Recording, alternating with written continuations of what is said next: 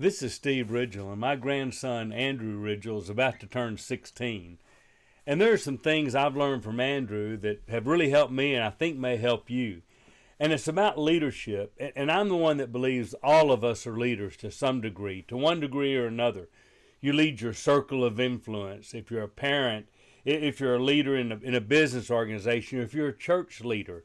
But we all have circles of influence, friends that we need to provide leadership to. And I've watched my grandson for a long time, and a lot of people make the statement, well, he's a natural leader. And in some ways that's true. People gravitate to Andrew. He didn't have to convince people. If he's walking in a crowd and he turns to the left, he doesn't say anything, but you look up and everybody else has gone left too. He just is that kind of person. But I've really watched to find out what it is that makes him such a good leader, because I want to be a good leader in my circle of influence. You do too. And so here are 4 things I think make Andrew a really good leader, and maybe it'll help you too. Number 1, Andrew's responsible. If you tell Andrew to do something, he'll do it. Now, he may need some instruction, he may need some guidance, he may need some help, but he'll do it. Andrew won't blow it off. He won't forget about it. He won't ignore it. He's responsible. He does what he's supposed to do. He shows up where he's supposed to show up. I absolutely would trust him with anything. So if you want to be a good leader, be responsible. Number 2, don't be led by your followers. You know, it's really easy to say, I'm a leader because I do what everybody wants me to do. Well, that's not leadership. I really admire Andrew, because if Andrew thinks something's wrong, he's just not going to do it. He's not. If he thinks it's the right thing to do, he's going to do it. And he's not influenced by everybody else. And that's a hard thing. It's especially hard for a teenager, but it's hard for all of us not to react and say, I want to lead you. What do you want me to do?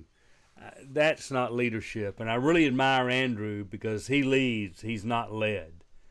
Number 3, everybody matters. I've walked across his school campus at Fort Worth Christian, where he goes to high school.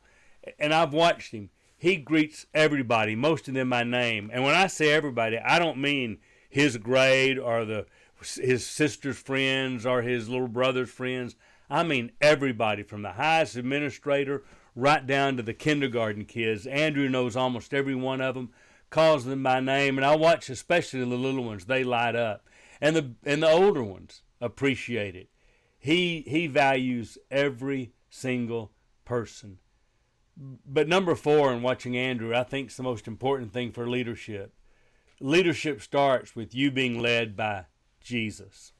I think real leadership comes when you're rooted and grounded in Jesus.